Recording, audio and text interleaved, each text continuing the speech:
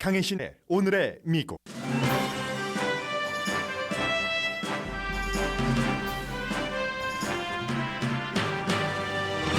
바이든 대통령은 오늘 아침 시리아에서 테러 그룹 아이시스 리더들을 제거했다고 밝혔습니다.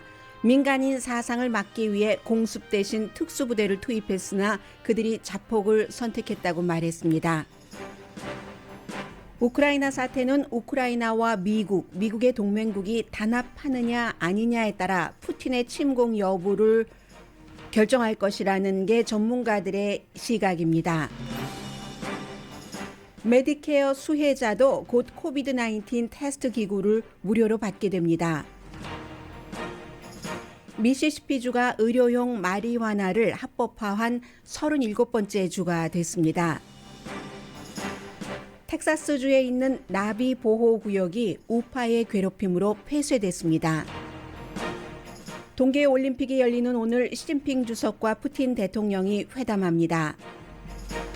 페이스북 사용자가 처음으로 줄어들고 프로젝트 투자는 늘어나자 주식값이 어제 폭락했습니다. 꽃시장이 미 전국적으로 텅텅 비었습니다. 역시 공급망 때문인데 미뤘던 결혼식을 치르려는 커플들은 난감해합니다.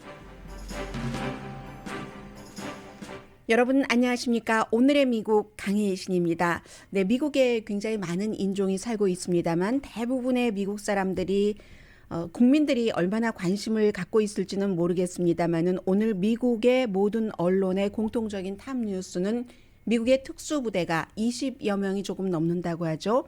시리아 북부 터키와의 국경에 있는 아이시스 은신처에서 작전을 펼쳤습니다. 아이시스 리더들을 제거하기 위해서였고 결국은 리더들을 여러 명을 제거했다는 이 국방부의 발표가 있었고 대통령이 직접 국민들에게 내용을 오늘 아침에 발표를 했습니다.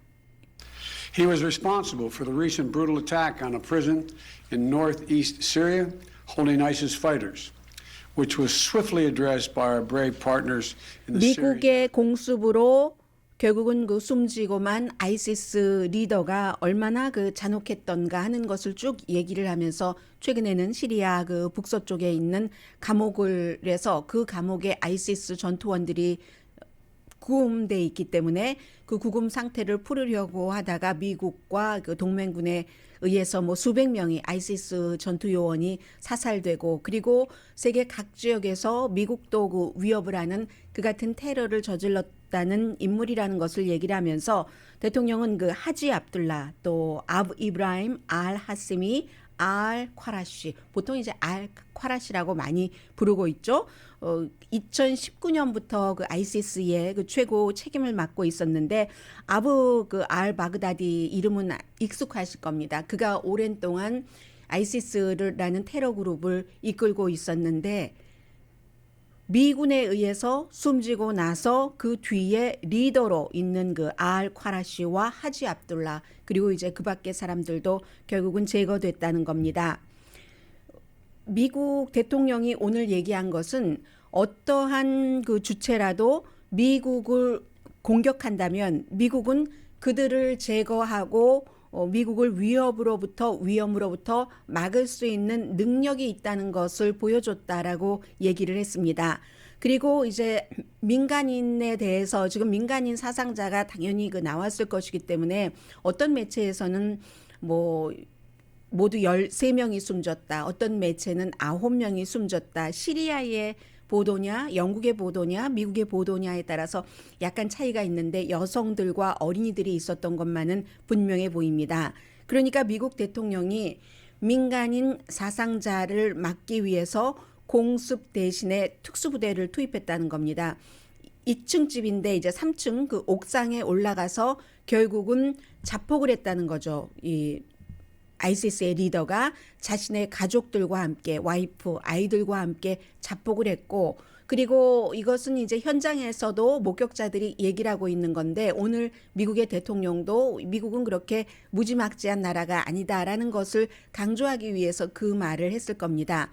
특수부대 요원이 작전 개시를 하기 전에 아주 큰 확성기 같은 것을 통해서 2층 집이니까 집 안에 있는 어린이들과 아이들은 그 신변 보장이 되니까 전부 나와라라고 크게 얘기를 했다고 하고, 그리고 실제로 그 현장에서 목격자들도 얘기를 합니다. 그런데 이 아이시스의 리더가 3층 옥상으로 끌고 가서 전부 그 폭탄을 장착하고 그 길을 선택을 했다고 하면서 그 길을 선택한 것은 굉장히 비겁한 일이라고 미국 대통령은 얘기를 했습니다. 지금 텔레비전 화면에 그 2층 집이 보이고 있는데 2층 집, 뭐 3층 집이라고도 볼 수도 있고 2층 집이라고도 볼 수도 있습니다. 약간의 옥탑방 같은 것도 있는데 폭발을 자폭을 했기 때문에 완전히 그 부분적으로 시멘트 벽 같은 것이 무너져 내리고 안에도 완전히 그 파손된 그런 모습을 보이고 있습니다. 그래서 민간인 사상자라고 하는 것은 이 집의 바깥에 있는 사람이 숨진 게 아니라 공습이 아니었기 때문에 이 아이시스의 지도자 스스로 선택한 일이라는 것을 굉장히 강조를 했습니다. 그래도 그 안에 많은 사람들이 살고 있었기 때문에 8명 어린이는 살아날 수 있었다라는 보도도 나오고 있습니다. 그리고 이제 이 같은 그 최후의 선택을 하기 전에 긴 그 대치가 있었고, 안에 들어가서 미군 그 특수부대 요원과 아이시스 그 전투 요원 간의 그 격전이 있었고, 그 격전으로 또 다른 리더도 숨졌다 하는 발표를 하고 있습니다. 그리고는 이제 기자들이 뭐라고 질문을 하니까 대통령이 나 지금 그 다른 일로 뉴욕에 간다 하면서 아무런 그 질문도 받지 않았습니다. 그러니까 미국에서 코비드 19이다. 그 밖에 여러 가지 그 정치적인 문제로 옥신각신하는 동안에 또 다른 그 역할을 맡은 부서에서는 미국 바깥의 일들도 계속 그 기획을 하고 타이밍을 보고 이 같은 그 아이시스의 리더들을 색출하고 제거하는 작업을 하고 있다는 것을 지금 대통령이 보여줬습니다. 계속 백악관에서 대통령은 없는데 지금 백악관 출입 기자들이 이 내용에 관해서 보도를 하고 있습니다.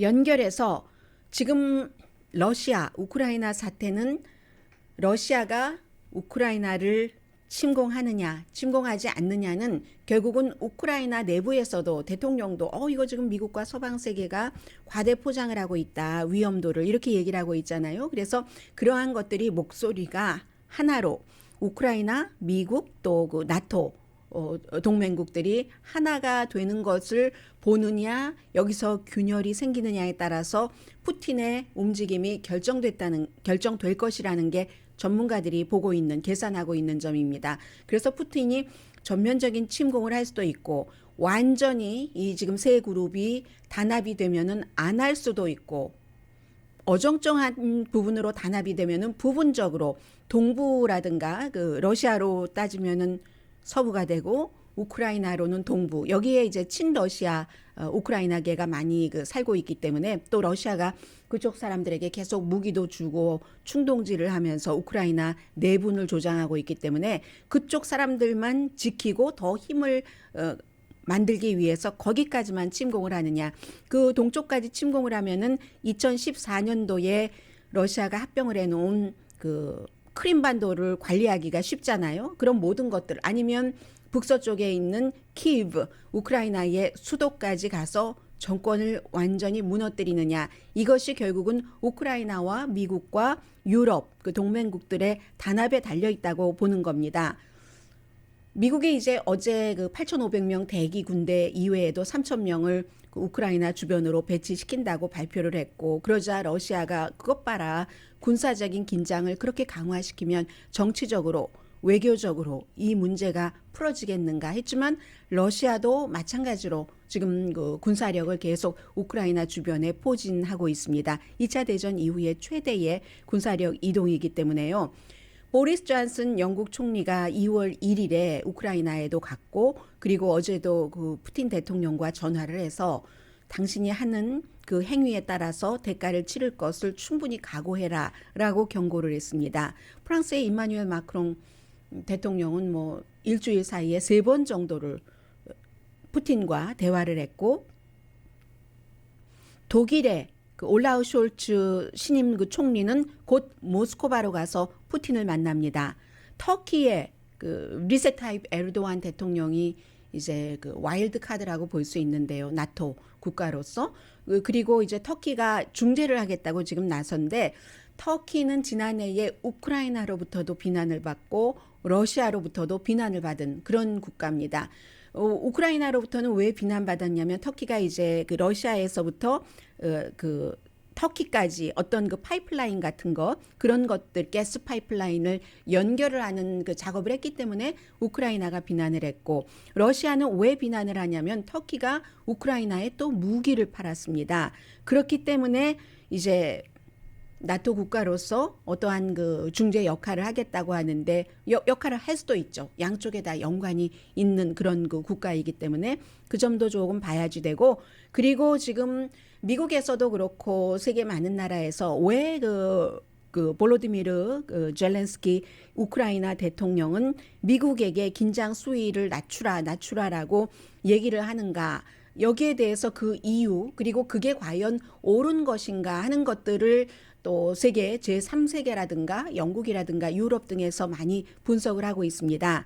예를 들어서 미국은 계속 러시아가 침공을 할 가능성이 높다고 경고를 하고 영국도 마찬가지입니다. 그런데 우크라이나 대통령은 아니다. 그렇지 않을 것이다라는데 더 많은 그 강조를 하고 있습니다. 그러면서 하는 말이 내가 우크라이나 대통령이다. 내가 또 그 지역 현장에 있기 때문에 어느 나라의 대통령들보다 지도자들보다 내가 더 많이 안다. 그러니까 미국 대통령보다도 영국 총리가 러시아가 침공할 가능성이 높다라고 말하는 것보다 내가 당사국의 대통령이다라고 얘기하는 게 젤렌스키 대통령의 말인데 우크라이나를 잘 아는 외교관들은 또 우크라이나 내부에 있는 외교관들은 그렇지 않다고 얘기를 합니다. 젤렌스키 대통령이 경험도 별로 없고 2019년도에 당선됐잖아요. 그리고 정치와는 거리가 먼 사람이었고 대통령 된 지도 얼마 되지 않고 아마 많은 분들이 그 당시에는 해외 토픽감으로 웃고 즐기셨다가 지금은 잊으셨을 겁니다.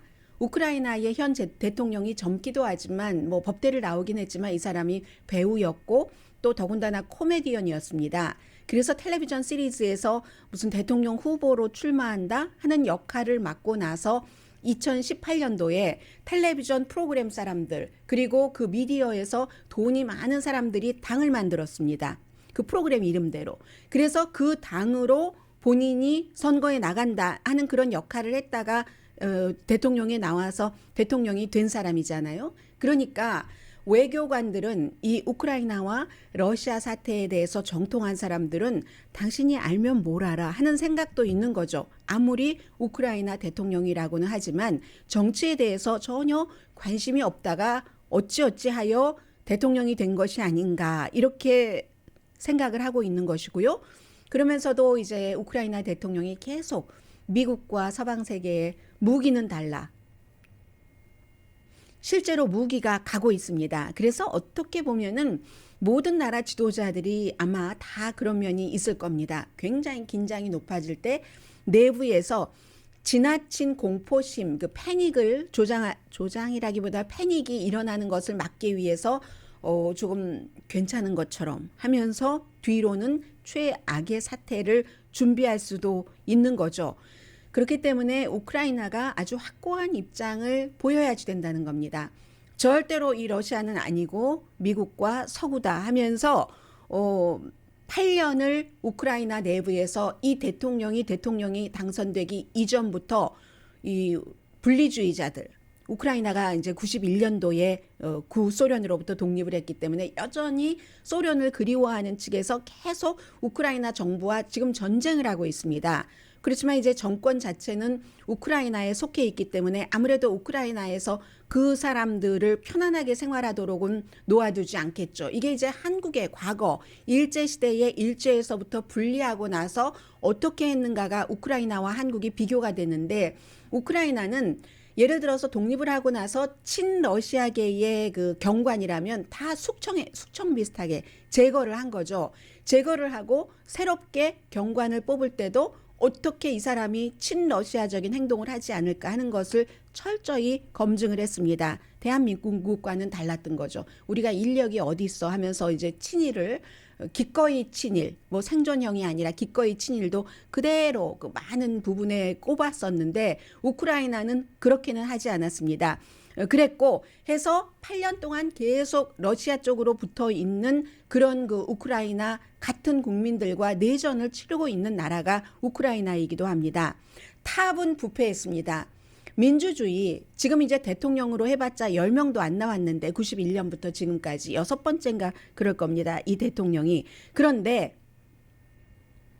민주주의의 시작은 어느 나라나 이제 부패라든가 또 막 그 스트러글 같은 것들이 있죠. 그런데도 불구하고 아직은 우크라이나 국민들이 친러시아 쪽보다는 우크라이나 독립, 나는 독립된 국가에서 살고 싶어 하는 여론이 많기 때문에 친러시아 대통령을 쫓아내고 경험이 없는 젤렌스키라는 코미디언 출신의 대통령을 정말 코미디처럼 뽑아놓은 겁니다. 그래서 지금 대통령은 이제 대중들 편안하게 하면서 최악의 사태에 대비를 하고 있고 우크라이나가 어찌 보면 미국이 생각하는 것보다도 더 탄력이 있고 강할지도 모릅니다. 미국은 지금 러시아군이 쳐들어오면 우크라이나 군만으로는 당연히 안 되겠죠. 러시아군이 어떤 그 군대인데 더군다나 푸틴이 들어오고 나서는 굉장히 어떤 뭐 국방력이라든가 여러 가지 그 정신 무장 같은 것도 강화됐기 때문에 그럼에도 불구하고 미국의 계산보다 우크라이나의 저항이 더 강할 수는 있지만 그렇다 하더라도 강하다 하더라도 이게 우크라이나가 그쪽으로 넘어가기를 원치 않는 거죠. 한마디로 말해서 미국은 우크라이나가 러시아 쪽으로 넘어가서 러시아의 꼭두각시를 하는 것을 원치 않는 겁니다. 러시아는 우크라이나를 내가 잡아먹어서 러시아의 꼭두각시로 써먹으면서 점점 러시아의 힘을 넓혀가려고 하는 것이고 그 사이에서 우크라이나 내부 이제 국민들이 조금 분열돼 있고 우크라이나 사람들도 어느 미국보다 힘이 없는 다른 나라에서 갖고 있는 것과 마찬가지로 미국에 대한 반감까지는 아니지만 미국의 스파이국을 믿지 못하는 경향도 우크라이나에 있다고 이코노미스트가 보도를 하고 있습니다. 그래서 지금 미국이 지금 그 미국의 스파이가 하고 있는 말들이 다 맞아? 하면서 우크라이나를 돕는다기보다는 우크라이나를 위해서라기보다는 미국이 원하는 것을 위해서 미국이 원하는 것은 유럽을 러시아 쪽으로 들어가지 않게 하는 거잖아요. 유럽의 안보를 위해서 우크라이나를 이용하는 것뿐이야. 이렇게 생각하는 우크라이나 사람들도 있다는 거죠. 그런데 그게 당연한 거 아닌가요? 외교에서? 아니 미국이 정말 정신이 나가지 않았으면 어디 뭐 물 건너 어디 건너 우크라이나까지 가서 미국 내부에도 풀어야지 될 문제가 많은데 돈을 써가면서 우크라이나만을 위해서 어떤 그 살찐성인의 자세를 보여주겠습니까? 우크라이나는 그걸 당연하다고 인식을 하고 그 사이에서 우리도 미국에서 그럼 무엇을 얻을 것인가 자체적으로 정립을 해야죠. 친러시아는 안 된다 하고 정립을 하고 미국과 확고하게 하던가 아니면 친러시아로 가던가 아니면 친러시아도 아니고 우크라이나의 독립을 스스로 할 수 있는 힘이 있던가 힘을 키우기 전까지는 미국의 도움을 받아야지 되는 것이 당연하기 때문에 아무튼 지금 그런 상태에서 이 젤렌스키라는 우크라이나 대통령도 완전하지는 않지만 그래도 러시아의 꼭두각시가 되는 나라는 싫다 하는 국민들이 지금 많아 보이고요. 그러므로 젤렌스키 대통령이 지금 별거 아닌데 미국과 영국이 긴장 수위를 높이고 있어 이렇게 말은 하지만 만약에 침공이 그 시작이 된다면 어떤 형태로든 크던 작던 그러면 젤렌스키 대통령은 스스로가 한 말에 대해서 국민들 사이에서 어떤 그 신뢰감 같은 것을 잃게 될 것도 분명하고요. 아무튼 다음 주에 여러 나라 지도자들이 러시아와 같이 만나서 그 외교적인 문제 해법을 찾는다고 하니까 그때가 되면은 이제 또 새로운 전환점 같은 것이 나올지 모르겠습니다. 그 사이에는 세계가 전부 우크라이나 사태 때문에 조금씩 어수선합니다.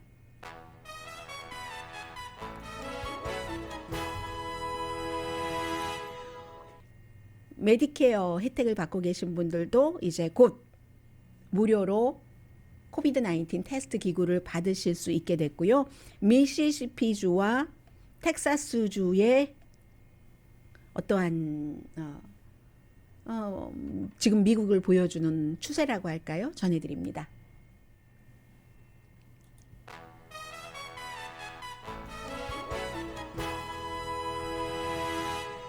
라디오 서울 방송 오늘의 미국 듣고 계십니다. 지금 뉴욕에서는 바이든 대통령이 도착을 했기 때문에 뉴욕으로 가서 할 얘기가 총과 범죄에 대해서 연방 정부가 어떻게 그런 것을 그 총으로 인한 범죄를 막을 수 있는가, 막는데 도움을 줄 수 있는가 하는 것에 대해서 얘기를 할 텐데, 그래서 많은 사람들이 뭐 경관들을 인터뷰를 하고 있습니다. 담당자들을요, 경찰국.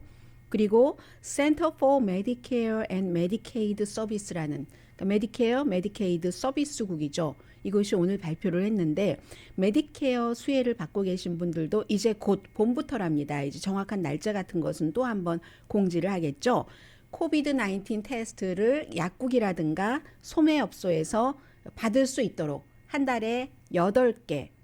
지난번에 이제 민간 회사 그 보험을 민간 보험을 들고 계신 분들은 뭐 리펀드를 한다던가 아니면 보험회사가 조치를 다 취해놨으면 약국에서 그 무료로 뭐 한 달에 8개씩 픽업을 할 수 있도록 그렇게 조치를 했을 때 메디케어, 메디케이드 수혜자들은 빠져 있었는데 이게 여러 가지 그 장치가 조금 필요하기 때문에 그렇죠. 의무 조항으로 그 당시에는 그 넣지 않았습니다. 즉시 시행해라 하는 것인데 지금부터 이제 봄부터 가능해진다고 하고요. 이게 바로 메디케어가 그 오버 더 카운터로 그 지불하는 첫 번째랍니다. 약국에서 그렇게 처방전 없이 해서 지불하는 첫 번째라고 하고요.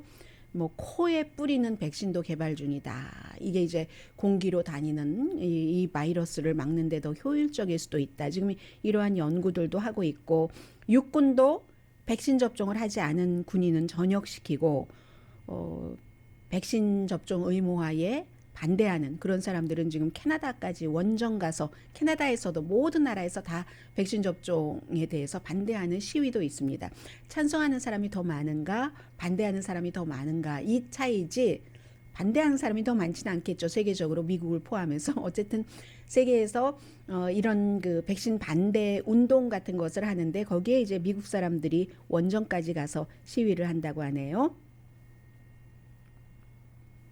미시시피주는 굉장히 보수적인 주죠. 그리고 이제 상원과 하원, 주지사까지 전부 공화당인 주입니다. 그런데 이 미시시피주가 마리화나 의료용으로 쓰는 것을 합법화하는 것을 곧 시행합니다. 뭐 암 환자라든가 여러 뭐 에이즈 환자라든가 뭐 이런 분들 뭐 진통제로서도 쓰이고 하기 때문에 이게 이제 왜 이렇게 됐냐면 주의회에서 당연히 통과했고요. 그 전에 우리가 2020년도에 대통령 선거를 치를 때 주민 투표에 붙였습니다. 한 사람이 한 달에 3온스씩 마리화나를 의료용으로 가질 수 있는가 여기에 대해서 찬성표가 더 많이 나왔고 그 뒤에 이제 여러 가지 그 과정을 거쳐서 주 미시시피의 하원, 상원을 거쳤고 그리고 이제 주지사까지 공화당의 테이트 리브스 주지사가 어제 서명을 하면서 즉시 시행해라. 그랬는데 이제 이게 즉시 시행한다고 오늘부터 시행되는 건 아니고요. 항상 이런 일이 있으면 준비를 해야지 되는 뭐 유통 과정 등등 해서 준비 과정이 필요하기 때문에 적어도 뭐 어느 정도는 그 최소한의 기간이 필요하겠죠. 당연히 의료용이기 때문에 이제 처방전이 필요하고요.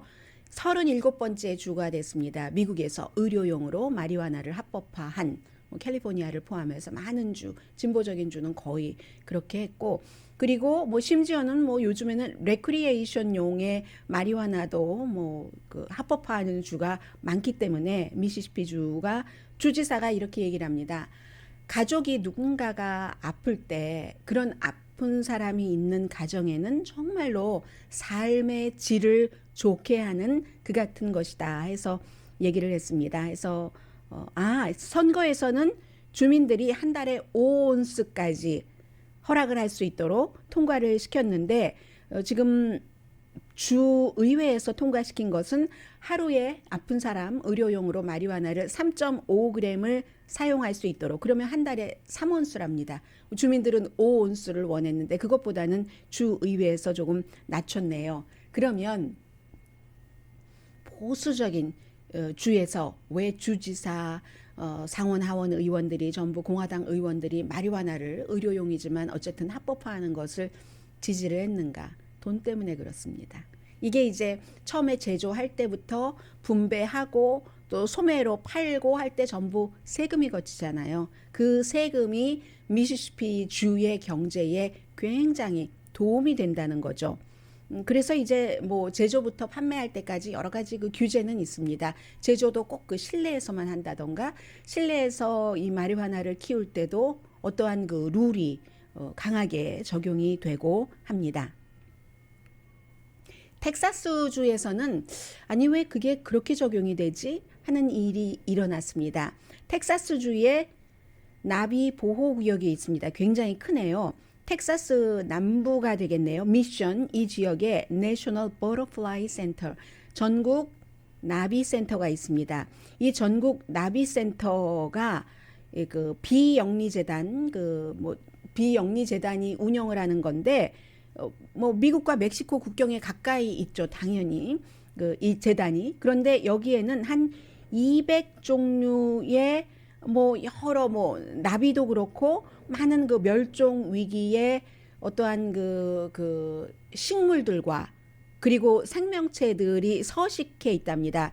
100에이커라고 하니까 굉장히 크죠. 100에이커고 당연히 뭐 버터플라이 센터니까 연구하는 그 연구실도 있겠지만 가든 정원이라고 100에이커짜리의 정원이고 멸종위기 생물들의 서식처인데 지난 20년 동안 이 버터플라이 센터가 학생들이 굉장히 많이 견학을 왔다고 하거든요. 그렇지 않겠어요? 그런데 이곳이 몇 년 전부터 굉장히 그 우파들의 괴로움의 대상이 됐습니다.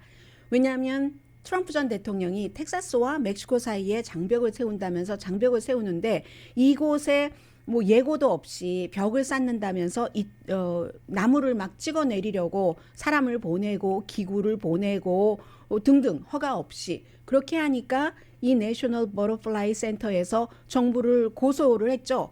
고소를 하고 나니까 바로 그 멕시코에 벽을 세운다 하는 것은 트럼프 행정부 처음에 당선되기 전부터 뭐 그런 얘기를 하면서 당선이 된 거잖아요. 결국은 멕시코 장벽이 되겠어 하는데 돼 멕시코가 돈 다 될 거야 했는데 됐습니까? 4년이 지나고 나서 멕시코가 돈 됐습니까?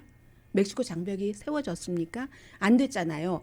그래서 이제 그런 일들이 있으면서 트럼프 전 대통령을 지지하는 여러 그룹들이 We Stand America 그리고 We Build the World 뭐 이런 등등의 그룹들이 계속 이 센터가 우리는 여기를 허가 없이 나무를 잘라내고 하면은 멸종 위기들의 그 멸종 위기 생물들을 이분들은 보호하는 그런 기구잖아요. 비영리 기구로 그렇게 출발을 했기 때문에 이건 안 된다 하니까 마치 그 이민을 지지하는 센터다 이런 형태로 하면서 이 우파 그룹들이 많은 가짜 사진을 만들어서요. 뭐 예를 들어서 이쪽 지역을 뭐 멕시코에서부터 사람들이 불법으로 오고 여기가 인신매매의 통로야 이러면서 사진으로 보니까 사람들이 정말 그러네 했는데 그게 다 가짜 사진이었고 그러한 것을 배포한 사람은 기소되기도 했습니다.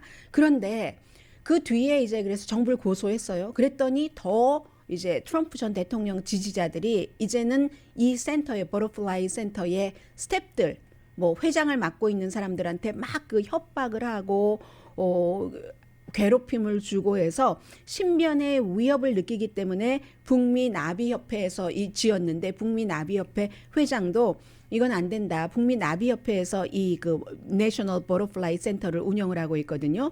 우리 스태프들의 안전 그리고 방문객들도 학생들도 많이 방문하는데 그 안전을 위해서 일단은 우리가 문을 닫겠다 해서 멕시코 장벽 때문에 그 자연 보호 구간이었던 100에이커나 되는 내셔널 버터플라이 센터가 일단 문을 닫았습니다.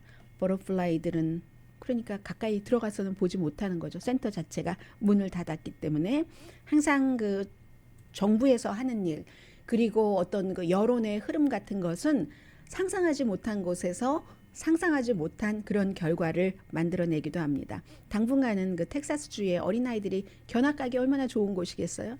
버터플라이가 있고 우리 집 주변에서 보지 못한 나무가 있고 저 새는 무슨 새지? 하는 이런 것들을 경험을 못하게 됐습니다. 잠시 뒤에 경제 관련 뉴스, 특히 이제 페이스북에 대해서 전해드립니다.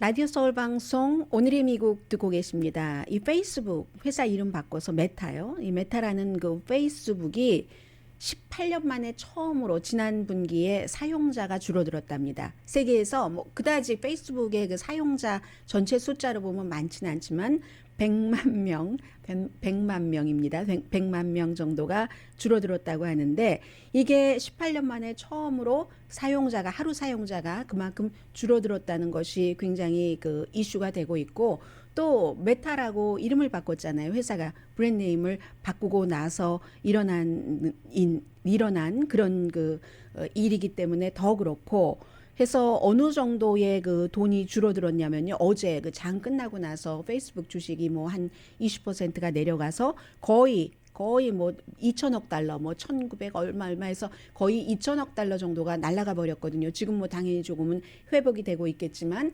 2천억 달러면은 뭐 페이스북으로 치면은 아무튼 20%고 그리스 경제보다도 더 많은 뭐 그런 정도의 규모라고 하거든요. 그리스 경제도 뭐 세계에서 한 뭐 51번째 정도 되고 뭐 1890억 달러 이 정도 된다고 하는데 거의 2천억 달러 정도가 날아갔기 때문에 그리고 또 하나가 그 이윤이 가장 최근의 이윤이 뭐 지난 분기보다 또 지난해 같은 그 분기보다 많이 또 줄어들었고요. 왜냐하면 메타라고 이름을 바꾸고 여러 가지 그 메타버스 프로그램 같은 것을 만들면서 투자가 늘어나지 않겠어요. 그 프로젝트에. 그러니까 사용자는 줄어들고 투자 같은 것은 늘어나고 하니까 이렇게 발표를 하고 나니까 투자가들이 많이 놀랐고 그렇게 됐습니다.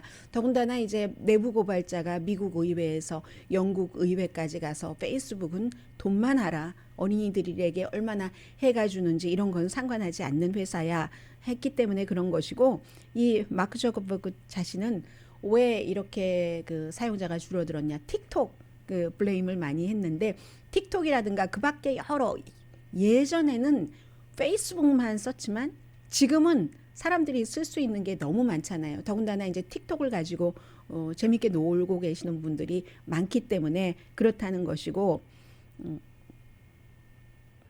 그렇기 때문에 다음 단계로 이 페이스북은 메타버스라는 가상과 현실을 접합해서 한다는 그런 것으로 나가는 거죠. 그래서 장기적으로 보면은 항상 그 회사에 그 올라가고 내려가고가 있기 때문에 페이스북이 어느 또 다른 모습을 보여주느냐 이런 것은 이제 장기적으로는 투자가들이 지켜볼 테고요. 구글과 알파벳은 그에 비해서 수익이 그 컸습니다. 뭐 설치를 하는 설치 베이스의 광고. 구글에서 요즘 뭐를 이렇게 설치하면은 꼭 나오잖아요. 우리 그 광고주라는 거 나오잖아요. 그런 형태. 그리고 이제 또 하나 구글은 유튜브 광고로 유튜브 그 크리에이터가 돈 버는 것보다는 유튜브가 돈 버는 것이 뭐 비교할 수 없이 많잖아요. 그래서 유튜브는 그렇다는 거 전해드리고요. 또 하나는 오늘 아침에 그 NPR 방송이 그 미국 전국적으로 꽃 생화가 큰일이다. 뭐 이런 보도를 했거든요. 저희 회사 아래층 1층에 꽃집이 있어요. 그래서 늘 이제 그 다닐 때마다 그 꽃집을 이렇게 쳐다보고 다니고는 하는데 그 꽃이 미 전국적으로 공급망에도 영향을 받고요. 미국에서 여러분들께서 사고 계시는 그런 꽃들이 다 미국에서 재배되는 게 거의 아니니까요.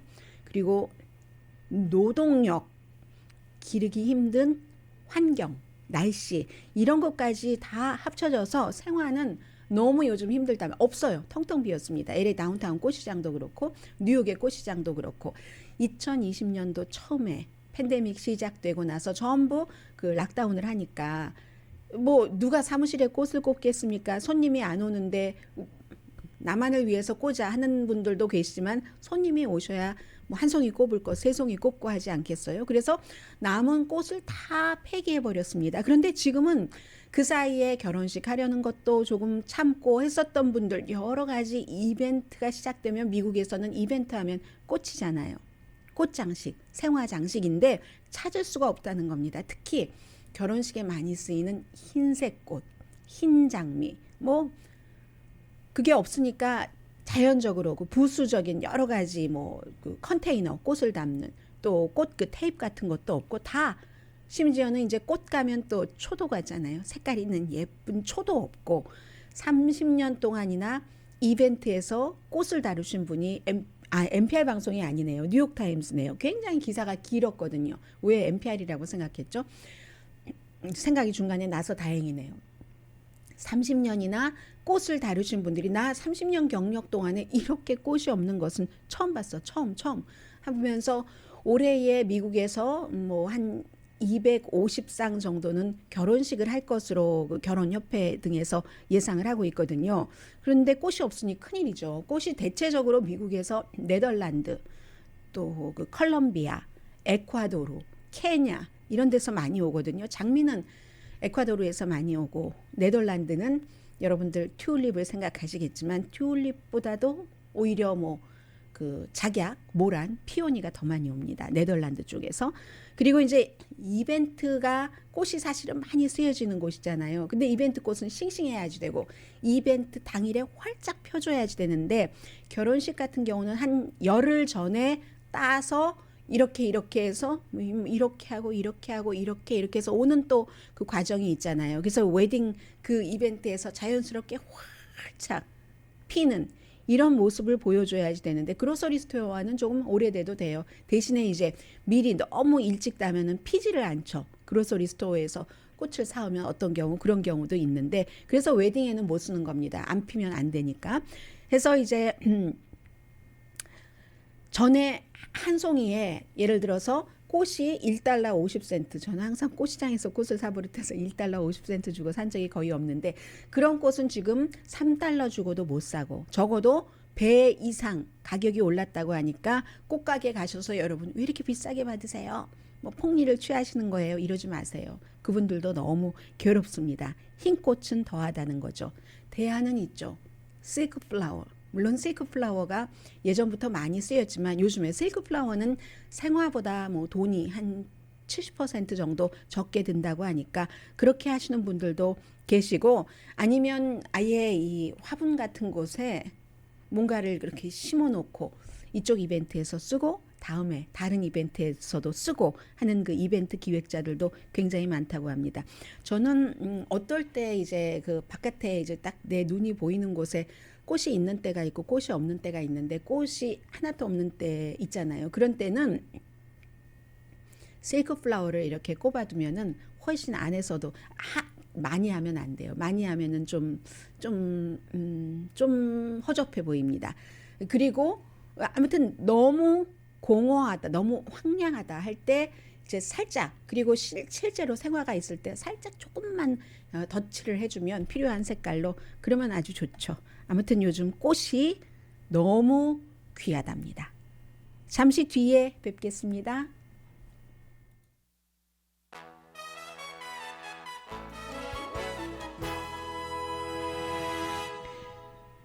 라디오 서울 방송 오늘의 미국 듣고 계십니다. 네, 뭐 미국, 영국, 호주, 캐나다, 리투아니아, 덴마크, 에스토니아, 제가 지금 불러드린 나라가 이제 오늘 어차피 이제 시작이 되겠죠. 베이징 올림픽에 대해서 보이콧을 했는데, 미국 사람들은, 미국이 지금 그 보이콧을 했잖아요. 외교적으로 선수들은 다 보냈습니다. 여기에 대해서 어떻게 생각하느냐, 뭐 과반수 정도는 보이콧을 지지한다고 하는데 이것도 당에 따라서 약간의 차이가 있고요. 그리고 미국 사람들 45%, 거의 반 정도네요. 보이콧? 뭐 올림픽 보이콧 하는 거 나 못 들어봤어. 이렇게 얘기를 하는데, 정치인들은 이제 중요하게 생각을 하죠. 중국이 인권 그 유린을 한다. 그 소수인종이라든가 뭐 그 특히 위구르족을 중심으로 해서, 그렇게 해서 이제 미국은 보이콧을 하고 있는데,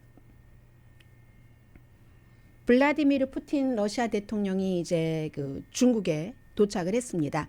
도착을 해서 뭐 점심도 먹는다고 하죠. 시진핑 중국 국가주석과 시차상으로 보면은 지금이 이제 2월 4일 오늘이 되는 겁니다. 그래서 지금 날이 이미 밝았고 몇 시간 있으면 서로 그 만나겠죠. 만나서 무슨 얘기를 하겠습니까?